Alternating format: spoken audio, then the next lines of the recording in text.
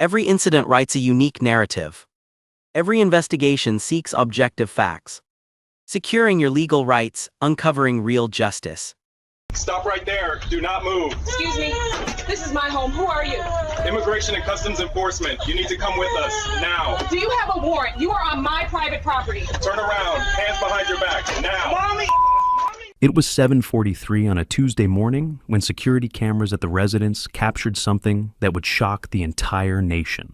A 36-year-old black female lawyer named Vanessa Carter was pulling out of her own garage, dressed in a professional suit, on her way to court to represent a client at an important hearing. She had barely pulled her car into her driveway when a black Suburban blocked her exit. Two ICE agents jumped out of the vehicle, armed and wearing tactical vests.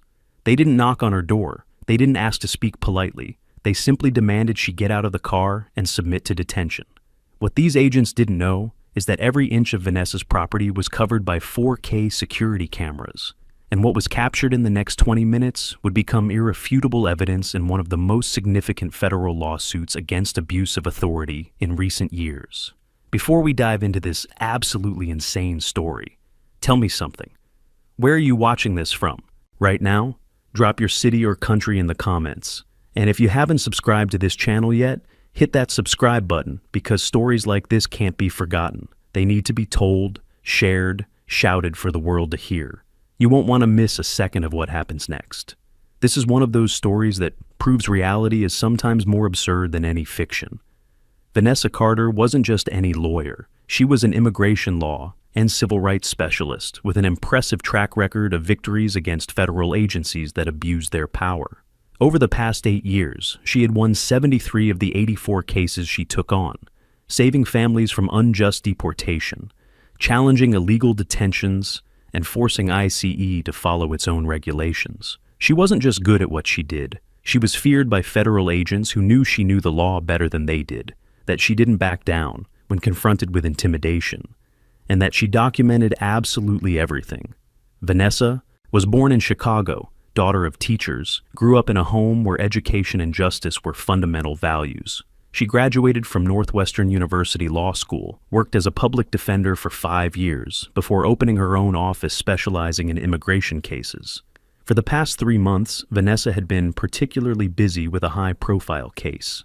She was representing a Guatemalan family that had been separated during an ICE operation that was later determined to be illegal. The operation had been conducted without proper warrants, with agents entering private property without permission, detaining people without probable cause.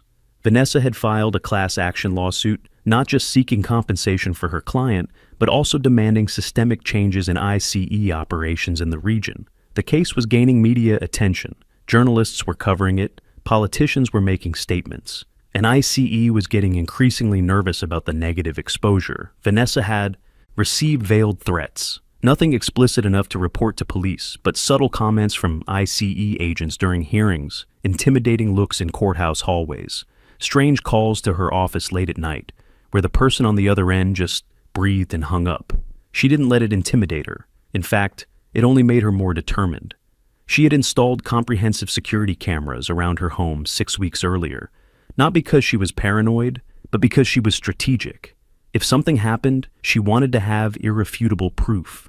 That decision would become the difference between her word against theirs and having 4K video evidence that couldn't be disputed. On that Tuesday morning, Vanessa was prepared for what would be a normal day.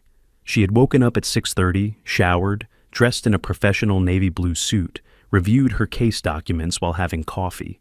She had to be in court at 9 o'clock for a preliminary hearing. She left home at 7:40, exactly as planned. Her garage opened automatically. She got into her 2022 Toyota Camry and started backing down the driveway. That's when the black Suburban appeared out of nowhere, completely blocking her exit. The security cameras captured the exact moment. You can see Vanessa looking in the rearview mirror, confused about why a vehicle had stopped like that. You can see her putting the car in neutral, waiting for the vehicle to move. Then the Suburban's doors opened and 2 men wearing tactical vests with ICE letters jumped out. One of them, who would later be identified as Agent Marcus Webb, a 12-year veteran, immediately started shouting orders for Vanessa to exit the vehicle. She rolled down the driver's side window, keeping her hands visible on the steering wheel, and calmly asked what was happening. Webb said she was being detained and needed to get out immediately. Vanessa, using her legal training, asked under what authority she was being detained and if they had a warrant. The second agent, identified as Eric Dalton, circled to the passenger side of her car. He tried to open the door, but it was locked. The security cameras captured everything from multiple angles. The front house camera showed the complete scene. The garage camera captured facial expressions. The driveway camera showed the ICE vehicle blocking the exit. Every second was being documented in crystal clear quality. Webb became more aggressive when Vanessa didn't immediately comply. He said she was obstructing a federal investigation by refusing to cooperate. Vanessa, maintaining the calm that only years of courtroom experience could provide, responded that she wasn't refusing to cooperate. She was exercising her constitutional rights by asking them to provide a legal basis for her detention. The situation escalated quickly when Webb decided Vanessa was taking too long to comply. He pulled the driver's door handle, trying to force it open, but Vanessa had locked all the doors as soon as she saw the agents jump from the Suburban. She kept her hands on the steering wheel where they could be seen. Her voice remained calm but firm as she repeated her questions. "Do you have an arrest warrant with my name? Do you have probable cause to detain me? What is the nature of this investigation?" The security cameras captured every word perfectly. The audio system was picking up everything with crystal clarity. Webb was getting visibly frustrated. He wasn't used to being questioned. Most times when ICE approached people, especially immigrants or people of color, they were too terrified to ask questions. They just complied out of fear of deportation or violence. But Vanessa wasn't an immigrant. She was an American citizen born in Chicago. She was a lawyer who knew the law better than the agents themselves, and she wasn't intimidated. Dalton, on the passenger side, started banging on the window with his fist. He shouted that if she didn't open the door in 5 seconds, they would break it. Vanessa looked directly at him through the glass and said something that would be quoted in dozens of news articles later. "If you break my window or force me out of this vehicle without a warrant or without telling me why I'm being detained, I will sue both of you personally and guarantee your careers end today." This is being recorded on multiple cameras with audio and video. Every second of your illegality is being documented. So think very carefully about what you do next. The absolute confidence in her voice, the legal precision of her words made Dalton hesitate. He looked at Webb, uncertain. You could see on the security cameras the moment where both agents realized they had potentially made a serious mistake. But instead of backing down, instead of admitting they might have approached the wrong person or in the wrong way, they doubled down. Webb pulled his radio and called for backup, claiming they had an uncooperative suspect who was resisting detention. The way he said it made Vanessa sound dangerous, as if she was doing something beyond sitting in her own car, in her own driveway, asking legitimate questions about her rights. Vanessa immediately activated the video recording function on her cell phone, placing it in the dashboard mount where it could capture the car's interior and through the windshield. She was creating multiple sources of evidence: the external security cameras, her phone capturing from inside. Everything was being documented from every possible angle. While waiting for backup, Vanessa used those precious minutes to do something smart. She activated the phone's voice command and called her office partner, Marcus Thompson, putting it on speakerphone. Marcus answered immediately. Vanessa calmly explained the situation. She said it was approximately 7:47 in the morning, that she was in her car in her own driveway, that 2 ICE agents had blocked her exit and were demanding she get out of the vehicle, that they hadn't presented a warrant or explained probable cause for detention, and that she was documenting everything. Marcus, who was also a civil rights attorney with 20 years of experience, immediately understood the gravity. He told the agents through the phone, loud enough for them to hear, that Vanessa Carter was an American citizen, a licensed attorney, who was on her private property, and that any attempt to detain her without a warrant or probable cause would constitute false arrest and civil rights violations. Webb approached the driver's window and shouted for Vanessa to hang up the phone. She refused, saying she had the right to legal counsel during any interaction with law enforcement. Marcus, still on the phone, started asking specific questions to the agents. He asked for their names and badge, ICA numbers. He asked which agency specifically they represented. He asked if they had an arrest warrant signed by a judge.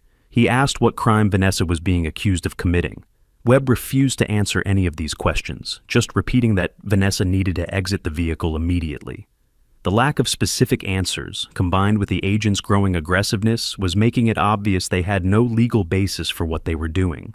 This was starting to look less like a legitimate law enforcement operation, and more like targeted intimidation. The security cameras captured the arrival of 2 additional ICE vehicles approximately 8 minutes later. 4 more agents exited, all armed, all wearing tactical gear. Now there were 6 federal agents surrounding 1 unarmed woman's car in her own driveway. The escalation was absurd and clearly excessive. One of the newly arrived agents, a supervisor named Captain Frank Morrison, with 23 years of service, approached the driver's window. He tried a different approach, his voice calmer, more professional.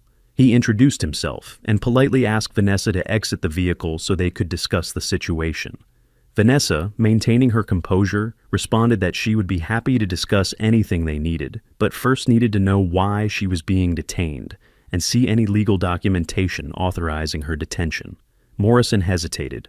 The cameras captured the exact moment where he realized his subordinates had created a significant mess. He whispered something to Webb, who became visibly defensive. You could see through body language that there was a discussion about how they had reached this point. Morrison then turned his attention back to Vanessa and said something surprising. He said they were investigating suspicious activities related to her case against ICE, that they had information suggesting she might be involved in helping clients evade detention, and that they needed to ask some questions. Vanessa, even in the stressful situation, almost laughed. She pointed out the immediate absurdity. Helping clients exercise their legal rights wasn't evading detention. It was the literal definition of being a lawyer. And even if they had real suspicions, proper procedure would be a subpoena or scheduling an interview through appropriate channels, not ambushing a lawyer at her home at 7 a.m. Marcus Thompson, still on speakerphone, immediately identified what Morrison had just done. He had inadvertently admitted this wasn't a detention based on suspected immigration violation or any real crime. It was retaliation. They were targeting Vanessa specifically because she was suing ICE and winning. Marcus stated this out loud so everyone could hear, and so it would be recorded on all cameras. You just admitted you're detaining my colleague attorney in retaliation for her doing her job of representing clients against your agency. This isn't just illegal, it's a grotesque violation of constitutional rights. You're finished. Every one of you will be named personally in the federal lawsuit we'll file by end of day today. Morrison realized his mistake immediately. His expression changed from confident professional to someone who had just realized he had just destroyed his own career on camera. The dynamic was shifting rapidly. The other agents started exchanging nervous glances. They had shown up thinking they were supporting a legitimate law enforcement operation. But now it was becoming clear that Webb and Dalton had initiated something without proper authorization. And Morrison had made it worse by admitting retaliatory motivation. Vanessa seized this moment of uncertainty. She looked directly at Morrison through the car window and made a simple offer. You have 2 options. Option 1, you leave my property immediately, and I consider not adding each of you personally to the lawsuit I'm already going to file. Option 2, you continue this illegal farce, possibly arrest me without cause, and I guarantee every second of what happens next will be used as evidence to destroy not just your careers, but to demonstrate a pattern of institutional retaliation against civil rights attorneys. You have 30 seconds to decide. The countdown was brutal. You could see on the security cameras the agents getting increasingly uncomfortable. Some started backing toward their vehicles. A younger agent who had arrived with the reinforcements and clearly had no idea what was happening when he was called, was visibly wanting to be anywhere but there. Morrison tried to salvage the situation by asking Vanessa to be reasonable, that they could work this out as professionals. Vanessa cut him off immediately. Professionals don't ambush lawyers at their homes. Professionals don't block driveways with 6 armed agents. Professionals don't admit retaliatory motivation on camera. You lost any claim to professionalism the moment you decided to do this. Now, leave my property or be removed by local authorities for trespassing. Webb tried to argue they had federal authority that superseded private property.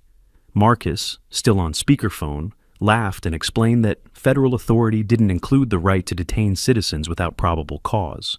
that the Fourth Amendment still applied to federal agents and that they were violating multiple federal and state laws at that exact moment.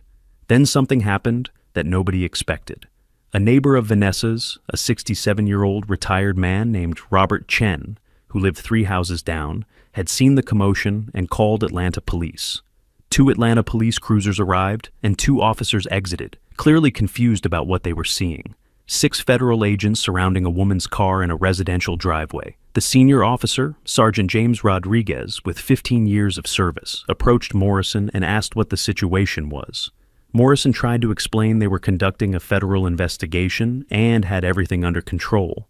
Rodriguez didn't look convinced. He walked to Vanessa's car window and asked if she was okay and if she wanted these men off her property.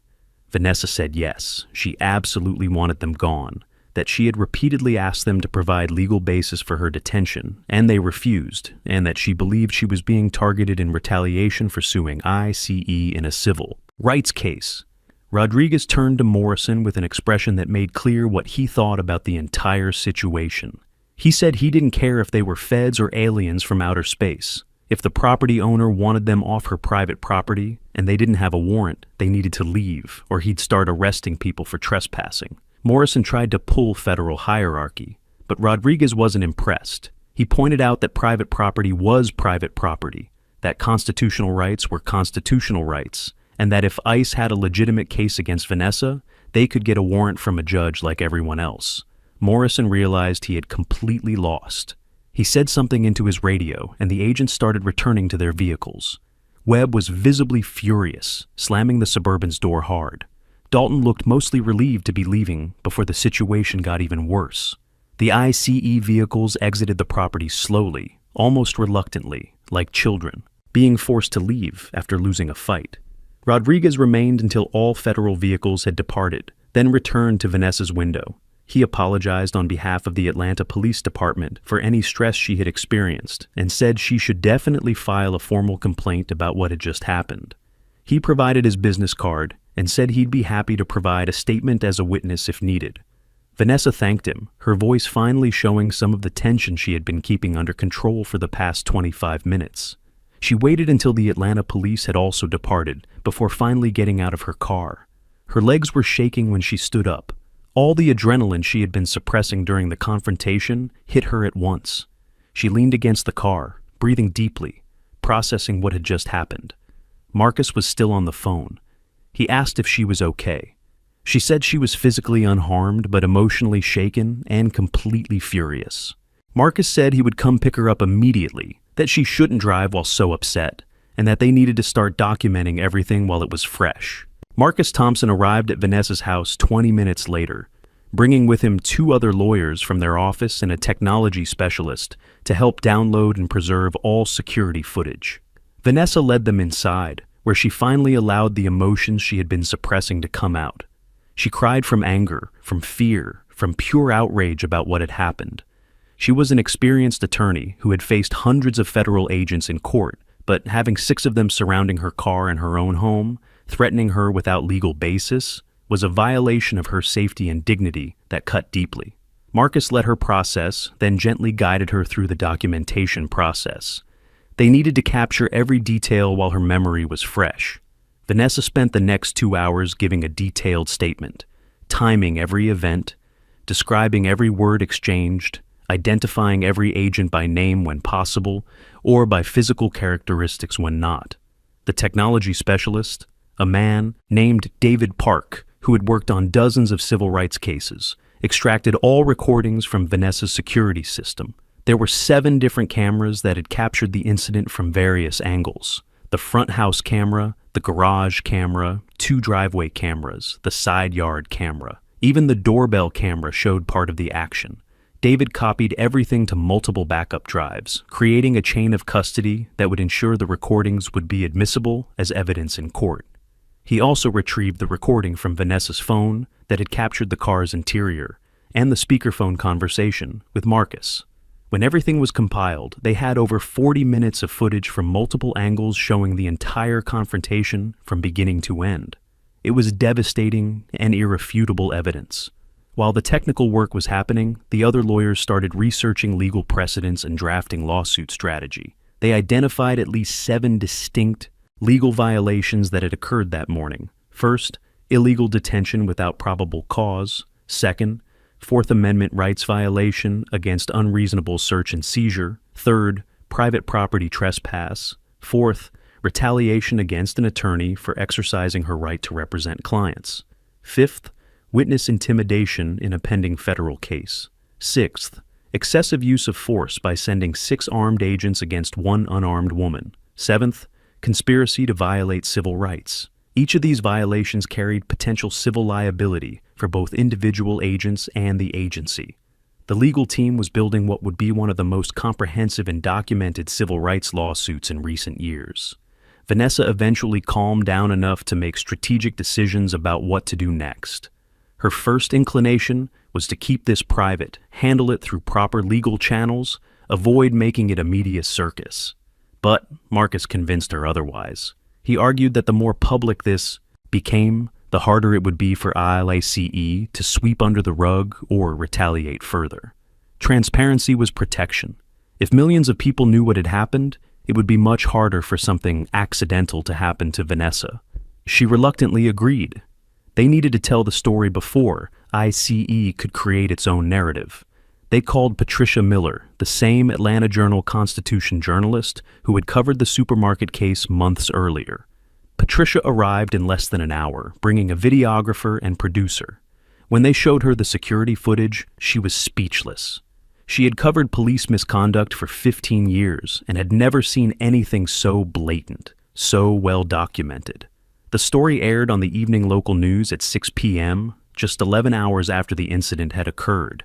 The headline was, "Civil Rights Attorney Illegally Detained at Home by ICE Agents in Retaliation for Lawsuit."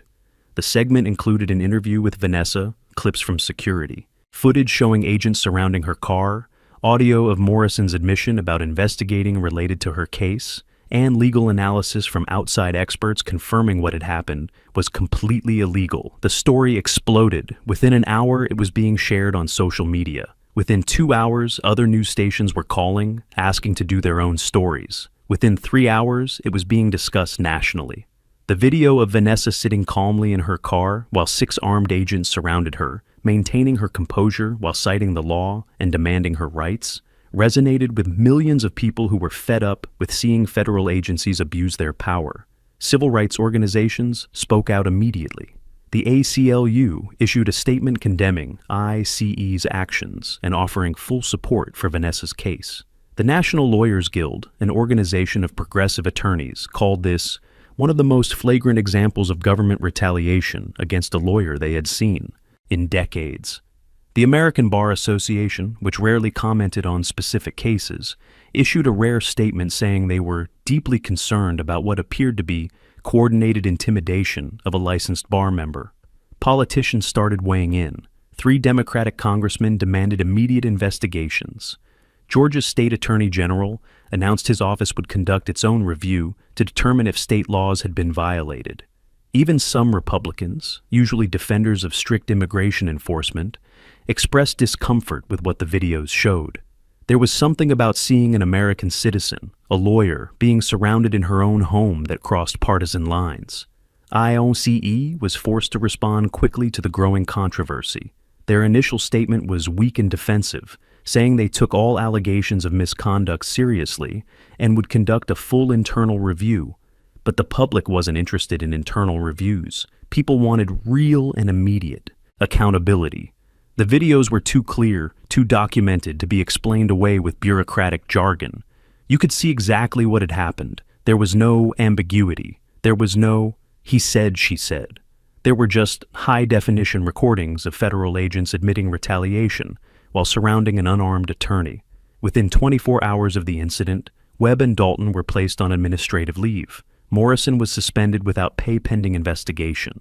The ICE regional director in Atlanta was called to an emergency meeting with superiors in Washington. The public pressure was too intense to be ignored. The federal lawsuit was officially filed 72 hours after the incident, moving with almost unprecedented speed for a civil rights case. Vanessa and her legal team named not just Webb, Dalton, and Morrison personally, but also 3 other agents who had participated in surrounding the car, the ICE regional director, and the Department of Homeland Security as a whole. The lawsuit sought $15 million in compensatory and punitive damages, but more important than money were the policy changes it demanded. The lawsuit demanded a complete review of ICE protocols for approaching attorneys, mandatory training on retaliation and witness intimidation, creation of an independent oversight system to investigate complaints against agents, and permanent dismissal of any agents involved in the incident.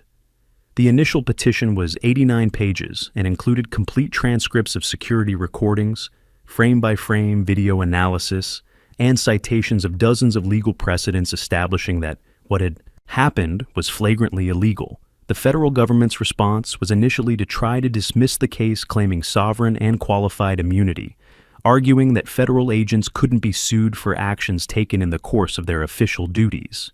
But Vanessa's legal team demolished these arguments by showing that qualified immunity doesn't apply when agents violate clearly established rights, and that it certainly doesn't apply when agents admit on video they're acting in retaliation. The federal judge assigned to the case, Judge Helena Martinez, an appointee with a reputation for being tough but fair, reviewed the initial materials and did something notable at the first hearing. She watched segments of the security footage in open court, with Vanessa, defense lawyers, and a gallery full of journalists and civil rights advocates present. When the videos ended, she looked directly at government lawyers and said she was deeply disturbed by what she had seen. She denied the immunity motion and ordered the case to proceed to full discovery. The discovery phase was brutal for the government. Vanessa's team issued subpoenas for everything: personnel records of all involved agents, internal emails from the ICE office discussing her and her case, radio communication recordings from the day of the incident, training policies related to interactions with attorneys, statistics on how many times ICE had approached lawyers who were suing them. What emerged from discovery was even more damaging than the original incident. Internal emails showed Webb had specifically asked permission from supervisors to apply pressure on Vanessa. A supervisor had responded saying to be careful, but that sending a message to lawyers who cause problems wouldn't be a bad thing. There was an email chain discussing whether they should try to intimidate her into dropping the Guatemalan family's case. All of this was documented. All of this showed not just that individual agents had acted badly, but that there was institutional support for retaliation. Personnel records revealed concerning patterns. Webb had 7 previous complaints of aggressive conduct, including 2 from lawyers who alleged intimidation. None had resulted in serious discipline. Dalton had failed anger management assessments twice, but was kept on active duty. Morrison, the supervisor, had a history of covering up subordinate misconduct, with 3 previous internal investigations where he was found to have failed to properly report violations. The picture emerging was of a culture within that ICE office where aggression was rewarded, oversight was weak, and retaliation against lawyers who challenged the agency was tolerated, if not encouraged. Depositions began 6 months after the initial incident. Webb was deposed first, and his testimony was disastrous for the defense. Under oath, he contradicted previous statements multiple times. He claimed not to remember specific details that were clearly captured on video. When confronted with the videos, he tried to argue they didn't show the full context, but couldn't explain what context was missing. Dalton did slightly better, but still damaged the government's case by admitting they had no real evidence of wrongdoing on Vanessa's part, that the approach had been based on concerns about her legal activism, and that, in retrospect, maybe they shouldn't have blocked her driveway. Morrison was the most problematic witness for the government.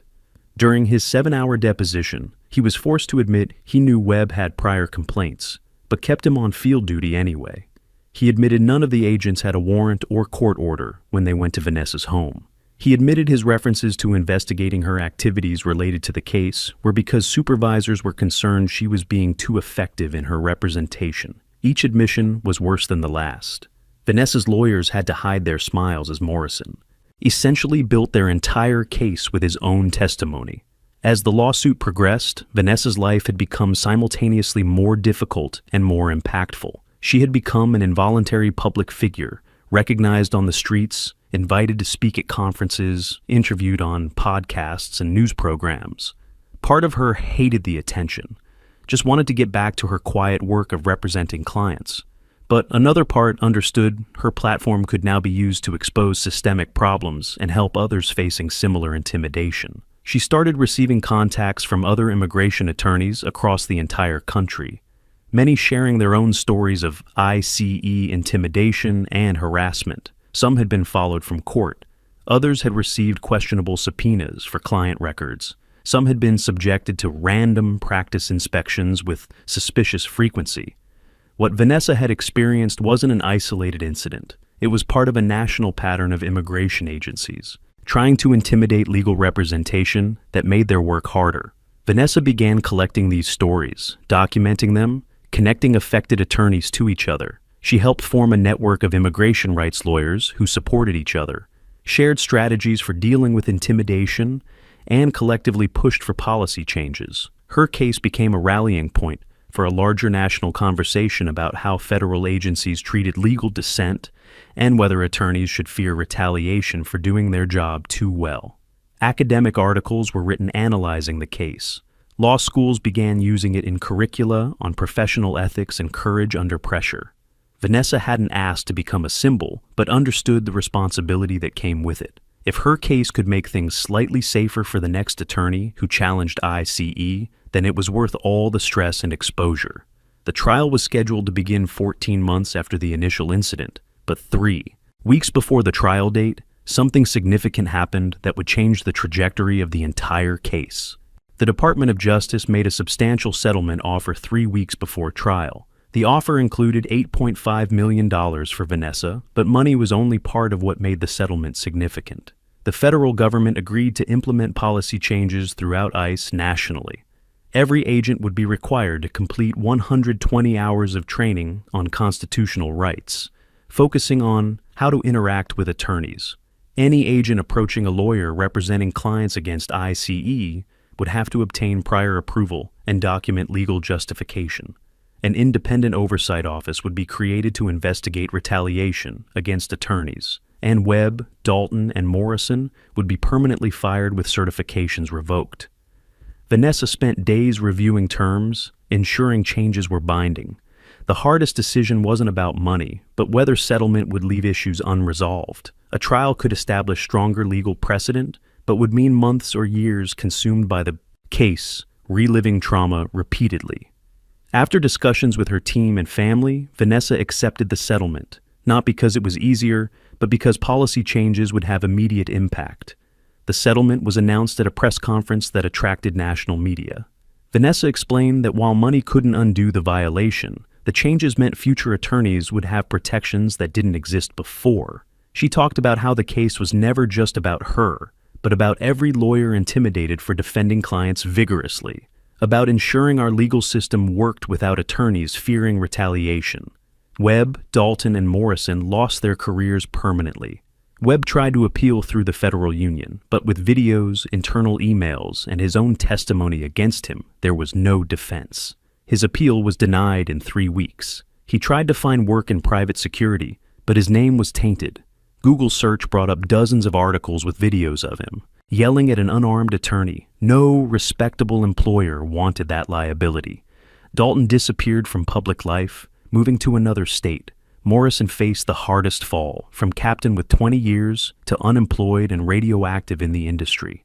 He gave an interview trying to position himself as scapegoat, claiming he followed institutional culture. He was partially right about systemic problems, but wrong to think it absolved him of personal responsibility.